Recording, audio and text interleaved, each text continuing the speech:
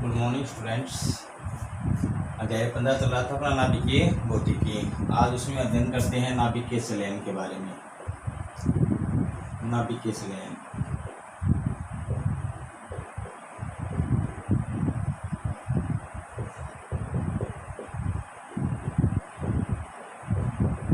तो देखिए, नाभिकीय संलयन किसे कहते हैं। आपको पता है प्रकृति में हल्के तत्व पाए जाते हैं, ठीक है। तो क्या बताया जाता है, जब दो या दो से अधिक हल्के तत्व मिलकर एक भारी नाभिक का निर्माण करते हैं। जब दो या दो से अधिक हल्के तत्व मिलकर एक भारी नाभिक का निर्माण करते हैं तो उसे क्या कहते हैं, उस प्रक्रिया को नाभिकीय संलयन कहते हैं, ठीक है ना। तो क्या बताया जाता है, प्रकृति में हल्के तत्व पाए जाते हैं। जब दो या दो से अधिक हल्के तत्व मिलकर एक भारी नाभिक का निर्माण करते हैं तो यह क्रिया क्या कहलाती है, नाभिकीय संलयन कहलाती है। और इसमें अत्यधिक ऊर्जा क्या होता है, निर्माण होता है। सूर्य तथा तारों में नाभिकीय संलयन के कारण ये अत्यधिक ऊर्जा का निर्माण होता है। इसमें अनेक हाइड्रोजन परमाणु मिलकर क्या करते हैं, अत्यधिक ऊर्जा का निर्माण करते हैं। कि जो सूर्य तथा तारों के कारण अत्यधिक ऊर्जा का निर्माण होता है और नाभिकीय संलयन के दौरान ही होता है। और इसमें कौन से तत्व उपयोगी मिले जाते हैं, हाइड्रोजन, ठीक ना। हाइड्रोजन के द्वारा ही सूर्य तथा तारों में ऊर्जा का निर्माण होता है और एक भारी नाभिक का साथ में निर्माण होगा, ठीक है। सूर्य तथा तारों में जो उत्पन्न ऊर्जा को है वो नाभिकीय संलयन अभिक्रिया को प्रोटॉन प्रोटॉन चक्र द्वारा समझा जा सकता है। कई बार पूछ लिया जाता है प्रोटॉन प्रोटॉन चक्र द्वारा नाभिकीय संलयन अभिक्रिया को समझाइए।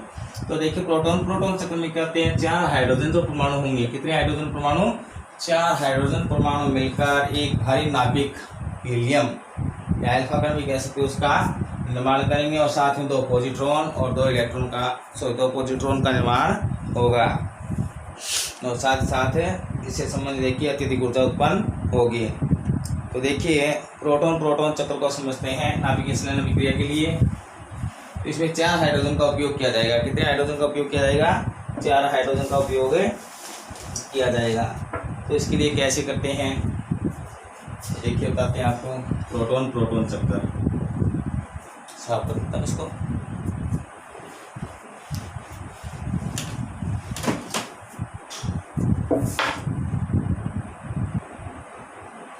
देखिए, प्रोटॉन प्रोटॉन चक्कर।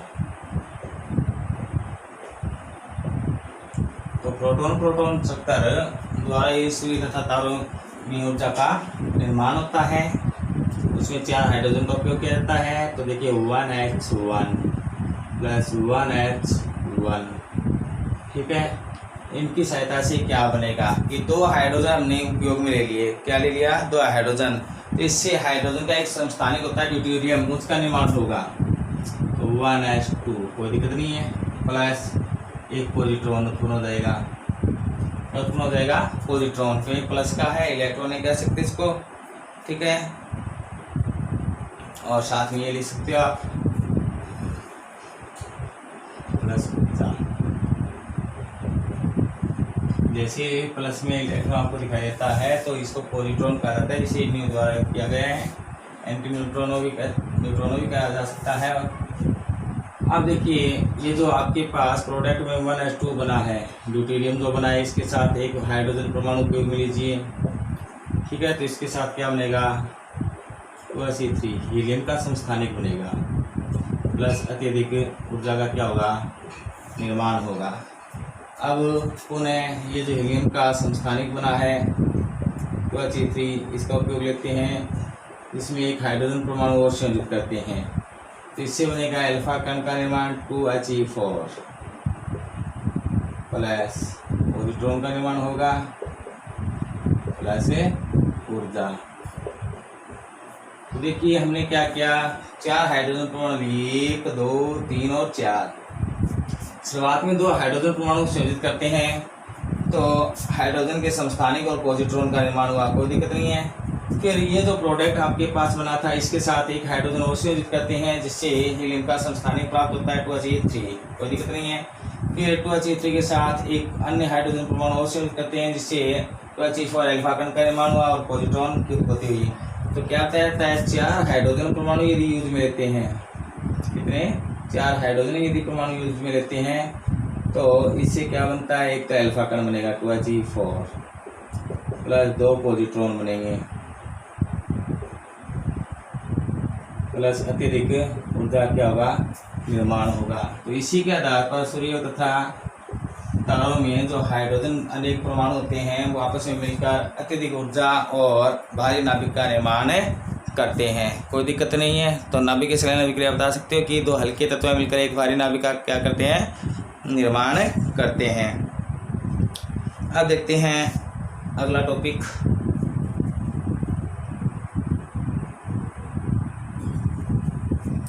नाभिकीय विखंडन अभिक्रिया। जैसे इसके विपरीत है।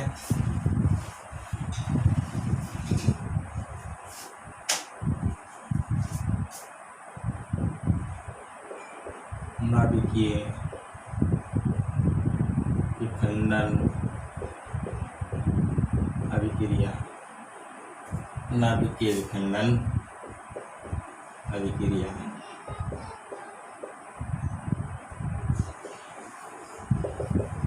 नाभिकीय विखंडन अभिक्रिया। पीछे वाले में तो दो हल्के तत्व मिलकर एक भारी नाभिक का निर्माण कर रहे थे, ठीक है ना।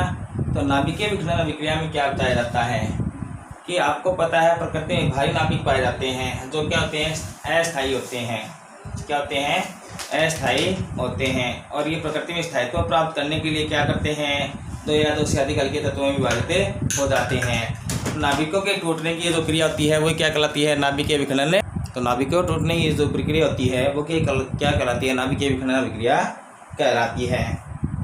और देखिए नाभिकीय विखंडन के दौरान भी अत्यधिक ऊर्जा का निर्माण होता है।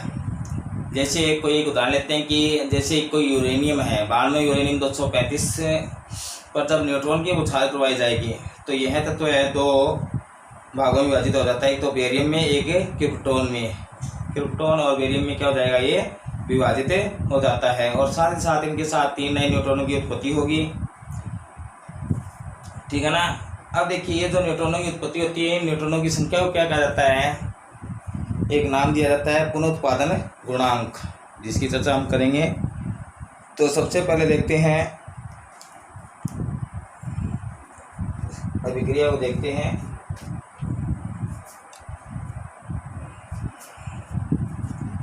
कि 92 यूरेनियम 235 पर जब न्यूट्रॉन की उछाल करवाई जाती है, किसकी, न्यूट्रॉन की, तो एक तो ये बेरियम में विभाजित होगा और एक क्रिप्टोन में विभाजित होगा। किस किस में विभाजित हो रहा है, बेरियम में और क्रिप्टोन में विभाजित हो रहा है, ठीक है। तो जिसकी संख्या कितनी है वो देखिए, परमाणु संख्या 56 की, इसकी परमाणु संख्या 144, ठीक है। इसी प्रकार क्रिप्टोन की देखते हैं तो क्रिप्टोन कितने पर होता है, 36 पर, 36 पर। और इससे संबंधित यदि देखते हैं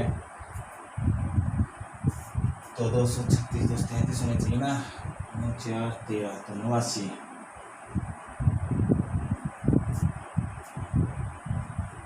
प्लस साथ में 3 नए न्यूट्रॉनों की उत्पत्ति होगी।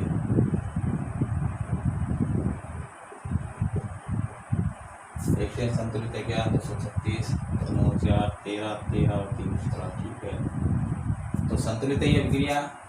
तो क्या होता रहता है, जब 92 यूरेनियम 235 पर न्यूट्रॉन की बौछार करवाई जाती है तो ये जो यूरेनियम है दो हल्के तत्व है, बेरियम और क्रिप्टोन में विभाजित हो जाता है और साथ ही साथ 3 नए न्यूट्रॉनों की उत्पत्ति होती है। अब देखिए ये यदि इसमें जो न्यूट्रॉन की उत्पत्ति हो रही है, ये यदि वापस इन तत्वों का क्या कर दे, विखंडन कर दे, आगे की और ये प्रक्रिया चलती रही। यदि तीनों न्यूट्रॉन विखंडन योग्य होते हैं तो उससे संबंधित जो नाभिकीय विखंडन प्रक्रिया होती है वो श्रृंखला अभिक्रिया कहलाती है या अनियंत्रित नाभिकीय विखंडन अभिक्रिया कहलाती है, ठीक है। और यदि 3 में से केवल एक ही न्यूट्रॉन विखंडन योग्य रह जाए किसी प्रकार से, यदि तीनों न्यूट्रॉनों में से केवल एक न्यूट्रॉन क्या हो, विखंडन योग्य हो, तो वो क्या कहलाती है, अभिक्रिया नियंत्रित नाभिकीय विखंडन अभिक्रिया कहलाती है। तो इसके आधार पर हमने दो अभिक्रिया देखी, एक तो नियंत्रित नाभिकीय विखंडन अभिक्रिया, नियंत्रित नाभिकीय विखंडन अभिक्रिया,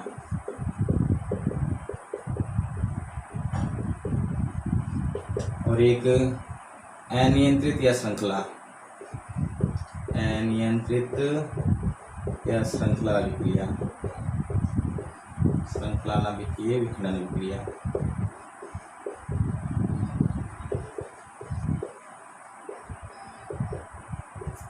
नाभिकीय विखंडन अभिक्रिया।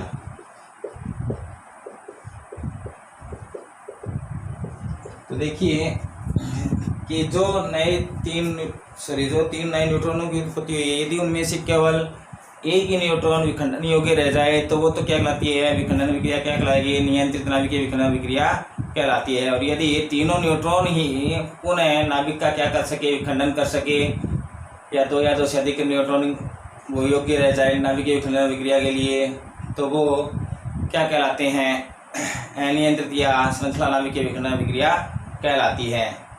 ठीक है। अब देखिए इसमें क्या बताया जाता है, एक नाम आया है कि न्यूट्रॉनों की संख्या। तो इससे संबंधित कई बार पूछ लिया जाता है न्यूट्रॉन गुणक कारक या पुनरुत्पादन गुणांक। न्यूट्रॉन गुणन कारक, न्यूट्रॉन गुणन कारक लिख लो, या पुनरुत्पादन गुणांक, या पुनः उत्पादन गुणांक, पुनरुत्पादन गुणांक। तो देखिए किसे कहते हैं, कई बार एक नंबर में इसकी परिभाषा पूछ ली जाती है कि किसी भी नाभिकीय विखंडन अभिक्रिया में नाभिकीय विखंडन योग्य न्यूट्रॉनों की संख्या को क्या कहते हैं, न्यूट्रॉन गुणज कारक या पुनरुत्पादन गुणांक कहते हैं, जिसे के द्वारा व्यक्त करेंगे। किसके द्वारा व्यक्त करेंगे, कैपिटल के द्वारा व्यक्त करते हैं। नियंत्रित नाभिकीय विखंडन विक्रिया के लिए पुनरुत्पादन गुणांक का मान 1 होता है, लगभग किसके बराबर होगा, 1। ठीक है। तथा अनियंत्रित नाभिकीय विखंडन के लिए इसके उत्पादन गुणांक का मान जो होता है, या न्यूट्रॉन गुणज कारक का जो मान होता है, या के का जो मान होता है वो कितना होता है, 1 से अधिक होता है। कई बार पूछा हुआ है कि श्रृंखला विक्रिया के लिए, अनियंत्रित अभिक्रिया के लिए गुणज कारक का मान कितना होता है, पुनरुत्पादन गुणांक का मान कितना होता है, तो 1 से अधिक। ठीक है। अब एक नाम आएगा क्रांतिक द्रव्यमान, तो उससे संबंध बताते हैं आपको। देखिए क्या परिभाषा है क्रांतिक द्रव्यमान। देखिए क्रांतिक द्रव्यमान किसे कहते हैं, तो देखिए किसी भी नाभिक का यदि आप विखंडन करना चाहते हो तो उस नाभिक का जो आकार है निश्चित आकार से अधिक होना चाहिए, तभी उसका विखंडन होता है, अन्यथा नहीं होता है। उस निश्चित आकार में उपस्थित जो द्रव्यमान होता है वो क्या कहलाता है, नाभिक का क्रांतिक द्रव्यमान कहलाता है। क्या बताया जाता है कि किसी भी नाभिक के विखंडन के लिए एक नाभिक के निश्चित आकार की आवश्यकता होती है, और उस निश्चित आकार में उपस्थित द्रव्यमान को क्या कहते हैं, नाभिक का क्रांतिक द्रव्यमान कहते हैं। यदि किसी नाभिक का द्रव्यमान है वो क्रांतिक द्रव्यमान से क्या है, कम है, तो उसका विखंडन नहीं होगा। अतः किसी भी नाभिक के विखंडन के लिए नाभिक का जो द्रव्यमान होता है वो क्रांतिक द्रव्यमान से अधिक होना चाहिए। ठीक है। नेक्स्ट टॉपिक देखते हैं, नाभिकीय भट्टी। नाभिकीय भट्टी या नाभिकीय संयंत्र, अनेक नाम होते हैं, नाभिकीय रिएक्टर, नाभिकीय संयंत्र। ठीक है ना।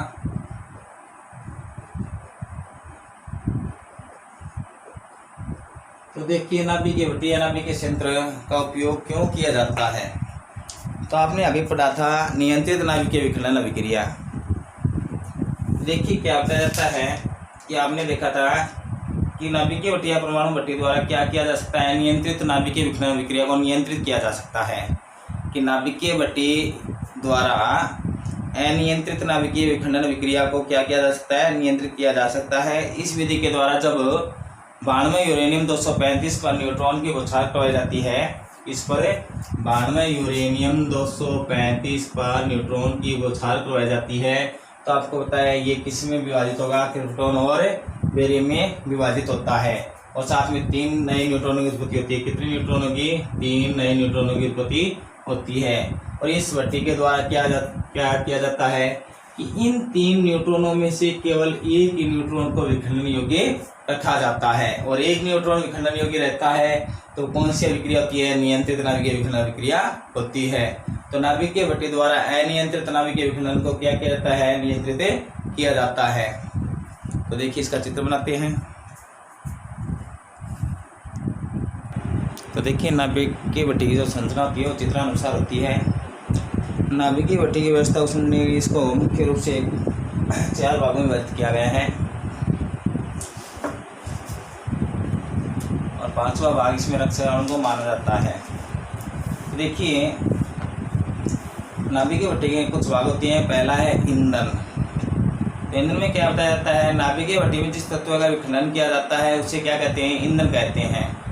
और ईंधन के रूप में प्राय किसका उपयोग करते हैं? बाणमय यूरेनियम 235 का उपयोग करते हैं। कि जिस नाभिकीय भट्टी में जिस तत्व का विखंडन कराना है उस विखंडन तत्व को क्या कहते हैं? ईंधन कहते हैं। ठीक है। और फिर क्या बताया जाता है कि इस पर न्यूट्रॉन की उछाल करवाई जाती है और अत्यधिक ऊर्जा क्या होता है? निर्माण होता है। कि इस नाभिकीय भट्टी में इस यूरेनियम पर क्या करवाई जाएगी? न्यूट्रॉन की बौछार करवाई जाती है, और क्या बताया जाता है? अत्यधिक ऊर्जा का निर्माण होता है। तो ईंधन पहला भाग था। दूसरा भाग है मंदक। कि देखिए आपको पता है नाभिकीय विखंडन के कारण क्या होता है? अत्यधिक ऊर्जा का निर्माण होता है। तो इस नाभिकीय विखंडन अभिक्रिया को मंद रूप से चलाने के लिए ग्रेफाइट की छड़ तथा भारी जल का उपयोग किया जाता है। ठीक है ना, जिसे क्या कहा जाता है? मंदक। ये मंद रूप से मंद रूप से चलाने के लिए एक तो ग्रेफाइट की छड़ का उपयोग किया जाएगा। किसका उपयोग किया जाएगा? ग्रेफाइट की छड़ का। और एक भारी जल जिसका सूत्र क्या होता है? D2O। ठीक है ना, का उपयोग किया जाता है, जिसके कारण की अभिक्रिया मंद रूप से चलती है। फिर इसके बाद में शीतलक। तीसरा भाग क्या होता है? शीतलक होता है।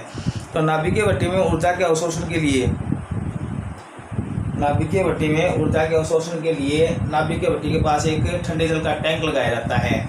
क्या लगाया जाता है? ठंडे जल का टैंक लगाया जाता है। और नाभिकीय भट्टी में ठंडी वायु प्रवाहित की जाती है। आपको पता है नाभिकीय भट्टी में क्या अत्यधिक ऊर्जा है, और इसमें ठंडी वायु प्रवाहित करेंगे तो वो क्या हो जाएगी? गर्म हो जाएगी। गर्म होकर वो क्या है? ठंडे जल का जो टैंक लगा हुआ है, ये रहा देखिए, इसके अंदर ये जो गर्म वायु है इसमें प्रवेश करेगी, जिसके कारण इसमें किसका निर्माण होगा? वाष्प का निर्माण होगा। और वाष्प का निर्माण होगा तो वो वाष्प या भाप क्या करेगी? इस टरबाइन को घुमाएगी। ठीक है ना, और विद्युत ऊर्जा का निर्माण हो जाएगा। तो क्या होता है? तीसरा भाग है शीतलक। शीतलक में क्या होता है? देखिए कि नाभिकीय भट्टी में ऊर्जा के अवशोषण के लिए नाभिकीय भट्टी के पास ठंडे जल का टैंक लगाया जाता है, और नाभिकीय भट्टी में ठंडी वायु प्रोवाइड की जाती है, जिससे वो क्या हो जाएगी? अत्यधिक ऊर्जा के कारण गर्म हो जाती है।